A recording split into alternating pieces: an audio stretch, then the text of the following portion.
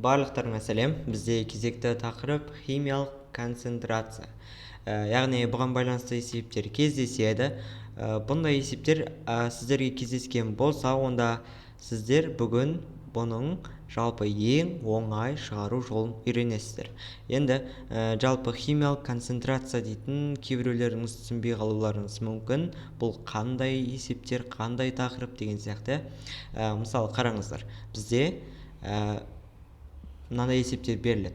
Бір x килограмм, мысалы x килограмм бір ерітіндіге екінші бір y килограмм ерітінді қосылады. Y килограмм ерітінді қосылады.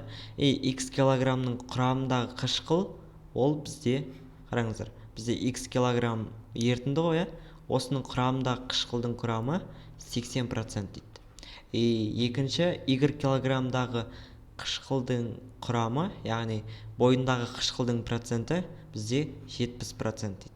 70%. Енді осы екеуін араластырған кезде бізде қанша килограмм, қанша процент, яғни бізде шыққан ерітіндінің құрамдағы қышқылдың пайызы деп келеді. Яғни екі ерітіндіні не істейсіздер? Араластырасыздар. Сол кезде сіздерде бір үшінші дәу шелек пайда болады. Енді қараңыздар, бұл жерде дәу шелектің ішіндегі массасы килограммы, яғни x плюс y болады. Неге? Өйткені біз x килограммға y килограммды не істеп жатырмыз? Араластырып екеуін бір ыдысқа бүйтіп құйып жатырмыз. Сол кезде бізде үшінші шелек шығады. Яғни бізде үшінші шелек бұл результат. Яғни бізде нәтиже осы үшінші шелекте. Результат деп қояйық. Енді қараңыздар, бұның құрамындағы, яғни z% белгісіз. Осы қышқылдың, осы ерітіндінің құрамындағы қышқылдың пайызын тап дейді. Осы кезде z% тап деп қоя салады. Енді қараңыздар, бұндай есепті қалай шығарамыз? X-ке 80-ді көбейтеміз, яғни әр шелектегі килограммен процентті көбейтіп шығамыз да, барлығын қосып теңестіреміз. Яғни x пен 80-ді көбейтеміз, яғни килограммен процентті. Сонда 80x болады. Одан кейін 70 пен y-ті көбейтеміз. Қосылған 70 y болады. Тең. Так, бұл жерде x плюс y қой массасы, ал бізде z%. z% бізде оны көбейтеміз x плюс y-ке. Енді бұл сіздерге мысал ретінде берілген. Яғни бұл жерде сіздерде x килограмм демейді, сіздерге 5 килограмм или 6 килограмм деген сияқты мәнін беріп қояды. Ең басты формуласы бізде міне осы. Ең басты формуласы осы. Осыны жазып алсаңыздар болады. Енді сіздерге бұл бірінші жағдай, яғни бірінші жағдай бізде бірінші ерітінді мен екінші ерітіндіні бүйтіп араластырған кездегі мәні. Енді келесі сіздерде екінші жағдай. Екінші жағдай сіздерге бүйтіп қояды. Мынандай бүйтіп. Құрмаға ұқсады ма? Жалпы құрмаға ұқсайтын болса, қараңыздар, құрмаға ұқсамайтын болса, бүйтіп құрма деп елестетсеңіздер болады. Енді осы құрманың массасын беріп қояды, яғни 5 килограмм дейді. Осы құрманың массасы 5 килограмм болған дейді, бастап қойшы. Үлкен бір пакетиктегі құрма ғой. Осы құрманың сіздерге айтады, бір 5 сағатқа, 6 сағатқа бүйтіп қойып қойған кезде оның массасы азайып кетеді 1 килограммға дейін. Не үшін азаяды? Өйткені ол құрма, былай қарап тұрсаңыздар, ана пакетиктен ашқан кезде су болып тұрады, яғни ылғал болып тұрады. Сол ылғал жаңағы күннің көзіне кеуіп солып қалады. Сол кезде оның массасы азаяды. Яғни құрма немесе кептірілді, буланды деген сияқты есептер келетін болса, онда шелек керісінше азаяды. Қараңыздар, бірінші шелек, бірінші шелекте құрмалар тұрады. Олардың салмағы 5 килограмм. Енді айтады сізге, құрманың құрамындағы судың мөлшері 95% деп қояды. Енді сізге айтады, одан бір су ұшып кетті, бойындағы су жаңа күннің көзі арқылы кеуіп төбеге қарай ұшып кетті, буланып сол кезде азайтасыздар. Өйткені оның массасы азаяды ғой. Сондықтан азайтасыздар x килограммды. Яғни x килограмм ол су төбеге ұшып кетеді. Енді қараңыздар, мынау астындағы судың пайызы. Енді су төбеге ұшып кетті ғой. Судың құрамындағы судың проценті бізде 100%. яғни су бізде ол 100% судан тұрады, сондықтан мына біз 100%-ті жазып қоямыз. Бұл есепте берілмейді, өздеріңіз табуларыңыз керек. Енді қараңыздар, үшінші пайда болған шелек бізде қалған құрмалар, яғни құрма неше килограмм қалды. Қараңыздар, мынау 5 килограмм бірінші шелекте, екінші шелекте x килограмм төбеге ұшып кетті. Сонда қалғаны бізде 5 азайтылған x болады. Енді бізде мынаның z процентін тап дейді бізге, ше. Или сіздерге осы z-ті беріп қояды, яғни 30% бойында су болады дейді. Яғни пайда болған кептірілген құрманың құрамындағы судың пайыздық мөлшері 30% деп қояды. Сонда осы жерден мынандай формула шығады. Килограмм мен процентті көбейтесіздер. Мысалы 5 пен 95, 5 көбейтілген 95 азайтылған x пен 100-ді көбейтесіздер, яғни 100x тең болады. 5 азайту x көбейтілген 30, яғни 30-ды көбейтесіздер 5 азайтылған x-ке. Сол кезде сіздерде қараңыздар, мен ойдан құрай салдым бұл есепті, бір жақсы, бір керемет бір мән шықпауы мүмкін, сондықтан давайте тексеріп көрейік. Так, бізде 5-ті 95-ке көбейтеміз, азайту 100x. Так, 5-ті 95-ке көбейтсек 450, 475 болу керек, 475 азайтылған 100x тең болады. 30-ті 5-ке көбейтеміз, 150 азайтылған 30x. Енді минус 100x-ті оң жаққа апарамыз, плюс 100x болады. 475-тен 150-ді азайтамыз. Так, 475-тен азайтамыз 150-ді, ол тең болады.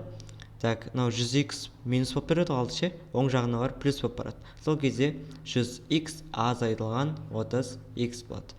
Енді так, ары қарай төбесіне есептейік, оңай болу үшін. Так, 475-тен 150-ді азайтатын болсақ, бізде 325 тең болады 70x болады. Сонда x тең болады 325-ті 70-ке бөлгендегі мән. Әрине керемет мән шыққан жоқ, бірақ сіздерде есептерде жақсы мән шығады. Енді осының екінші тәсілін көрсетейін сіздерге. Қараңыздар, бізде міне шелекті әрі қарай созамыз, бүкіл шелектің астын созып шығамыз осылай. Мен көрсетейін деп жатқан тәсіл өте оңай тәсіл. Осыны жақсылап меңгеріп алыңыздар. Қараңыздар, судың құрамы, қараңыздар, құрма ол судан тұрады, және де бір қатты бөліктен тұрады. Енді судың проценті 5 болса, қалғаны 5, судың проценті 95 болса, қалған бізде 5% қоя. Ол 5% ол кәдімгі жейтін бөлігі. Яғни біздің құрма 95% судан болса, қалған құрғақ бөлігі бізде 5% болады. Сол сияқты, кәдімгі судың құрамындағы, ұшып кеткен су қошы, судың құрамындағы судың проценті 100%, оның яғни құрғақ бөлігі 0%, сәйкесінше 0%. Яғни ода құрғақ бөлік жоқ. Енді келесі пайда болған қалған кептірілген құрма, бізде кептірілген құрма жазып қойсаңыздар болады. Кептірілген құрма, яғни кептірілген құрма бізде 30% су болса, қалған 70% құрғақ бөлік болады. Енді қараңыздар, бізде енді астымен есептесек болады. Түсті алмастырып жіберейін. Міне асты 5% қой, 5 пен массаны көбейтеміз, яғни 5 килограммен 5% көбейтеміз. Одан кейін 0% пен x килограмды көбейтеміз. 70% пен 5 минус x-ті көбейтеміз. Міне осылай шығаруға болады. Бірақ сіздер мынау мен мынаны бүйтіп араластырып көбейтуге болмайды. Тек қана асты мен үстін, асты мен үстін. Так, 5-ті 5-ке көбейтеміз. 5 көбейтілген 5. Енді азайтылған, яғни арасында азайту таңбасы 0 мен x-ті көбейтеміз. 0 мен x-ті көбейтсек, ол 0 шығады. Тең, так, бізде 5 минус x пен 70-ті көбейтеміз. 5 азайтылған x көбейтілген 70. Так, енді 5 пен 5-ті көбейтсек 25 шығады. Азайтылған 0, яғни оны жазбасақ та болады. Тең, 70 пен 5-ті көбейтсек 350 шығады. Ал 70 пен минус x-ті көбейтсек минус 70x шығады. Сол кезде қараңыздар, минус 70x оң жағына, сол жағына барады. Ол плюс 70x болады. Ол тең болады. 350-ден 25-ті азайтамыз. 325. Яғни осы жерден x табатын болсақ, 325-ті бөлеміз. Так, 70-ке. Клавиатура дұрыс болмай тұр. Так, сонда екеуі де бірдей мән шықты. Қараңыздар, екеуі де бірдеймін. Енді қайсысымен шығарған дұрыс? Міне мынаумен, әрине осы екінші тәсілмен шығарған дұрыс. Яғни көзге былай шығаруға да оңай, ешқандай қиындығы жоқ. Сондықтан келесі есепке өте берейік. Біз қараңыздар, бұл жерде қышқыл 25% болатын ерітінді алу үшін 5 литр 40% қышқыл ерітіндісіне 20% сол қышқыл ерітіндісін неше литр қосу керек дейді. Қараңыздар, қышқыл бізде 25% болатын ерітінді алу үшін дейді. Яғни мынау результат бізде. Қараңыздар, мынау үшінші шелек. Өйткені осында 25% болатын ерітінді алу үшін деп тұр. Біз үш шелекті сызамыз үлкен қылып. Бірінші шелек қосылған екінші шелек. Бұл жерде екі ерітіндіні араластырғанда деп тұр. Екі ерітіндіні араластырғанда дегенде қосамыз. Так, бізде бірінші шелек, мынау екінші шелек, мынау үшінші шелек. Енді онша емес болса, енді өздеріңіз дұрыстап әдемілеп сызасыздар ғой.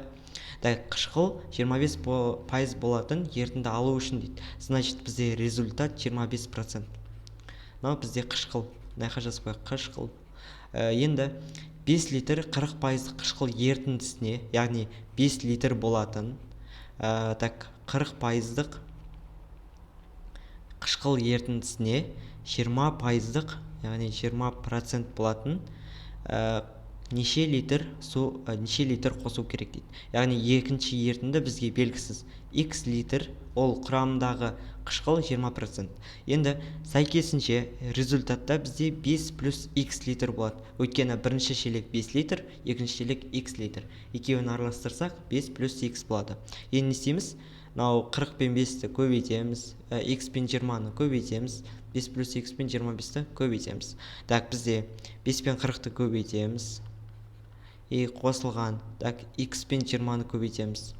Сонда 20X болады. Тең 5 плюс X-ке 25-ті көбейтеміз. Яғни 25 көбейтілген 5 плюс X болады.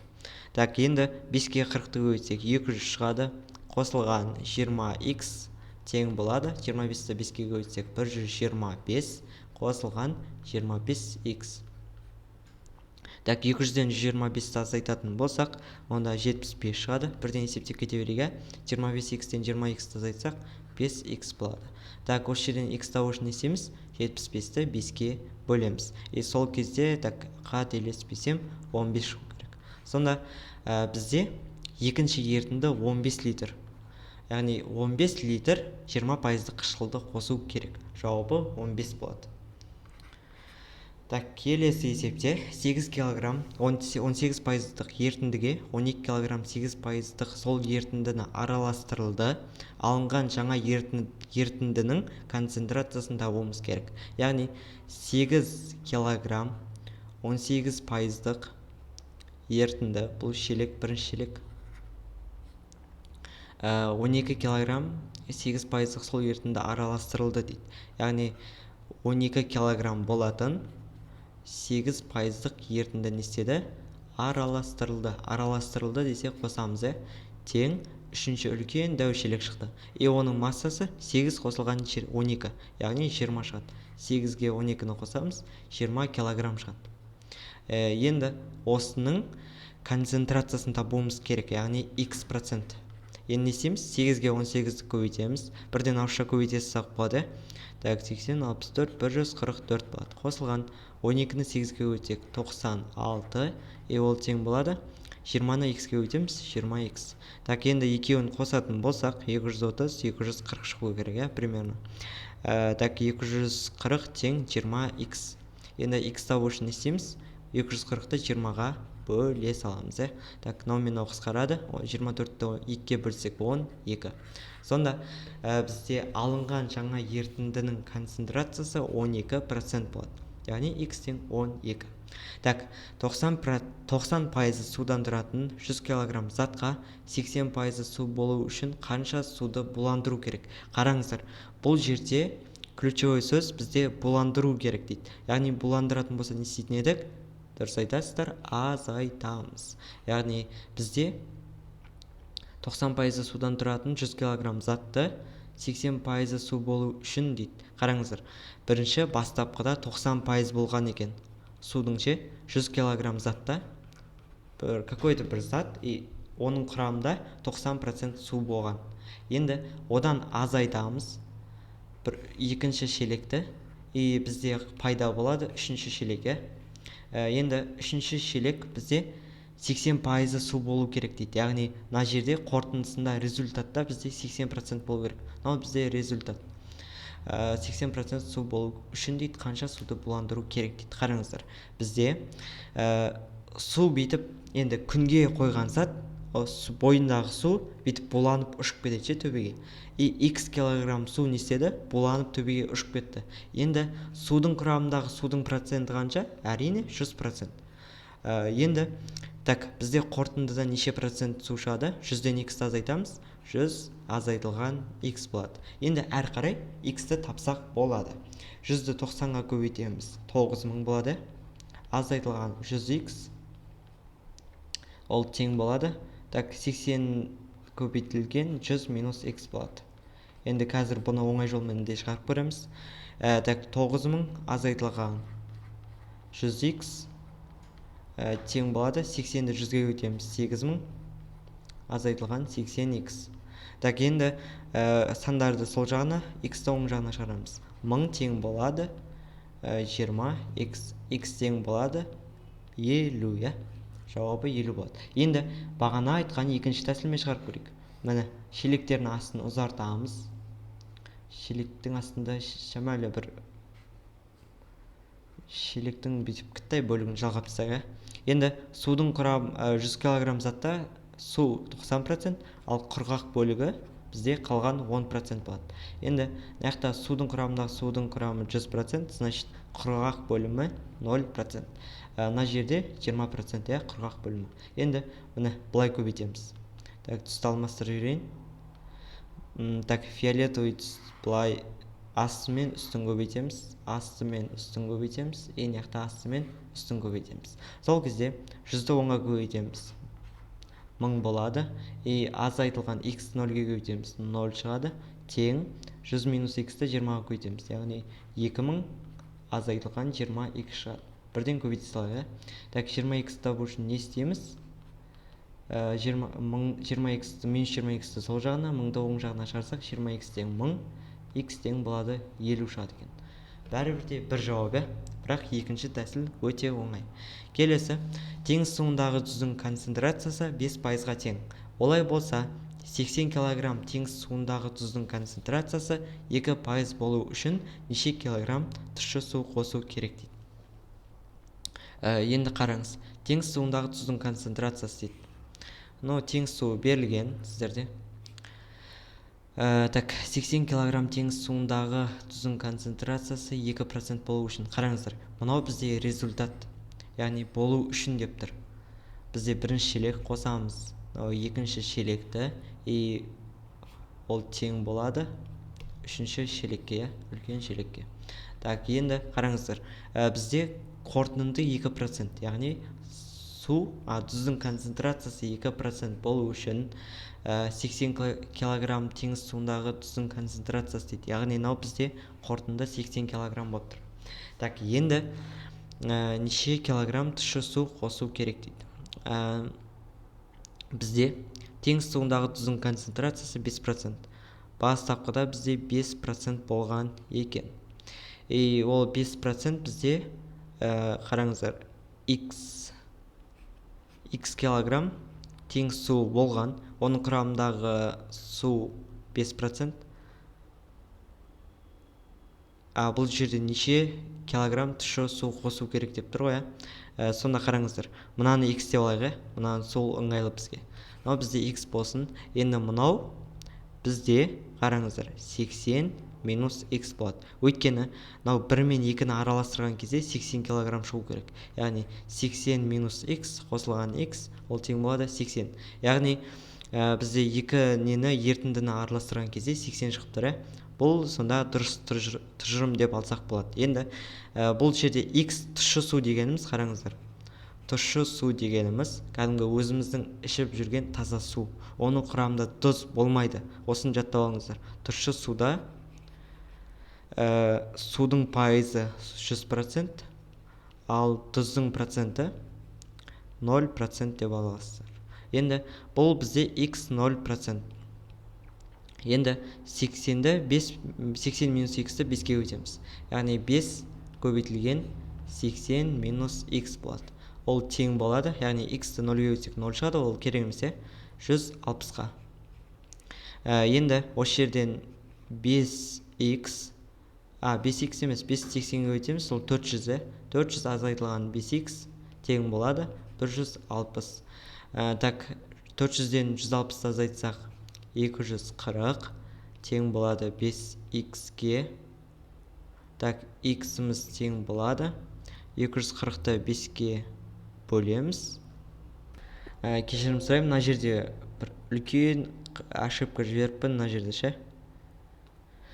Мына жерде қараңыздар, 80 килограмм теңіз суындағы тұздың концентрациясы дейді. Яғни мына жерде теңіз суын бізге беріліп қойған екен.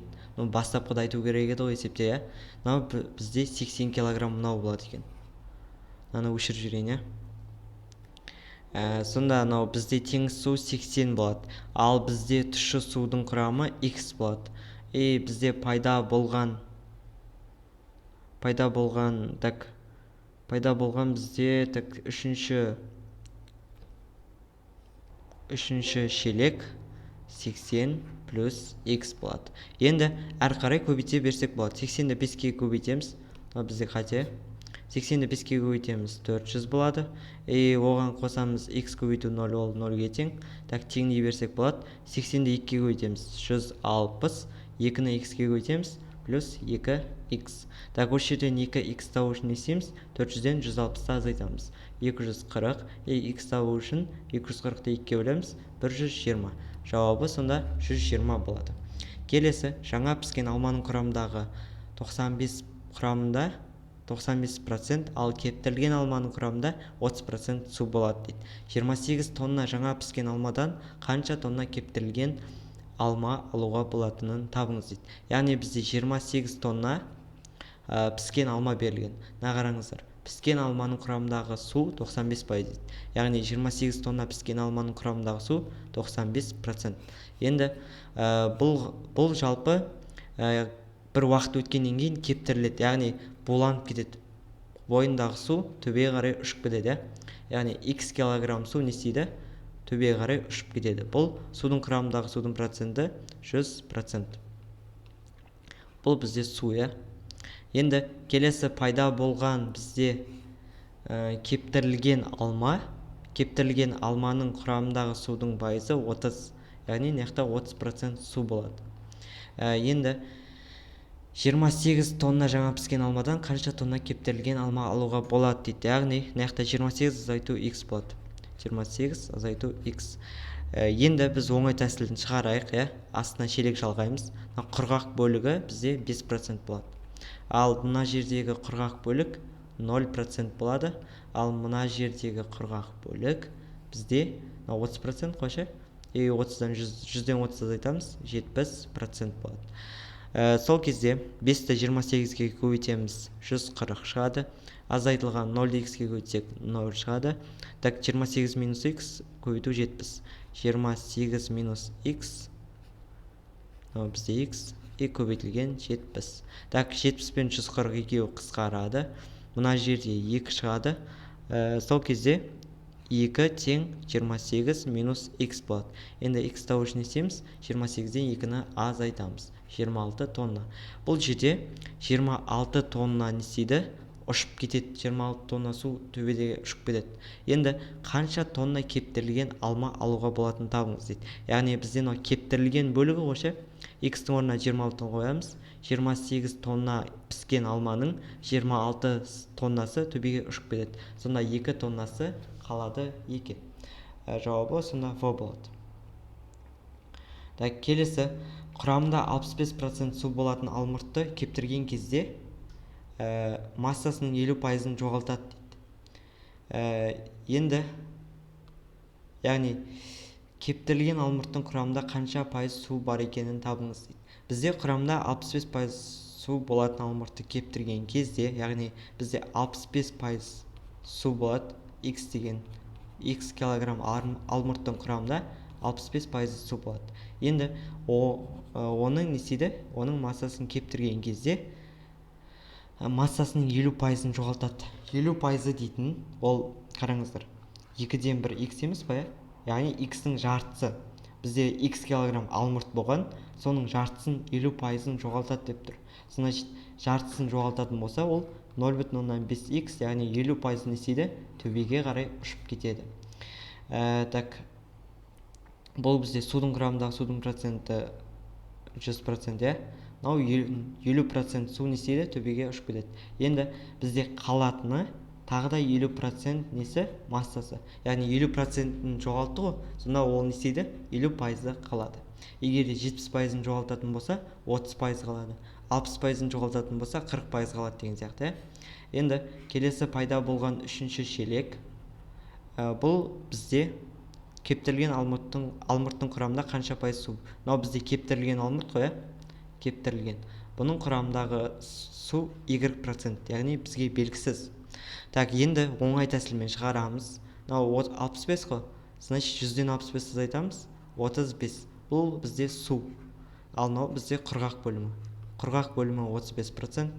Енді келесі судың құрамындағы құрғақ бөлік 0%. Одан кейін бізде кептірілген. Так, кептірілген y%, значит, мынау су ғой, y%. Ал кептірілген бөлігі 100 минус y%. Так, бізде қай жолмен шығарған ыңғайлы деп ойлайсыздар? Ну, разница жоқ сияқты, біріншісімен шығара берейік. 65-ті x-ке өтеміз. Так, 65x болады. Азайтылған 0,5x-ті 100-ге көйтсек 50x шығады. Тең болады.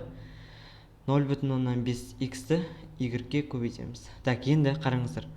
Бұлны біз y-ге бөліп тастасақ, барлығында y не істейді? Қысқарып кетеді. Үшеуінен y не істейді? Қысқарып кетеді. Яғни мына 15x қалады ғой. 15 қалады. Мысалы, x-ті қысқартпай тұрып былай қалсын, 15x тең 0,5xy болсын. Мына жерде по-любому қысқарады ол ше. Сондықтан біз ертерек қысқартып жібердік. Енді y табу үшін не істейміз? 15-ті 0,5-ке бөлеміз. Сонда екеуін бөлетін болсақ, 30 шығады. Жауабы сонда 30% су болады екен. Сонымен бүгінгі тақырып аяқталды. Енді үй тапсырмасын толықтай орындауға тырысыңыздар. Жақсы, сау болыңыздар.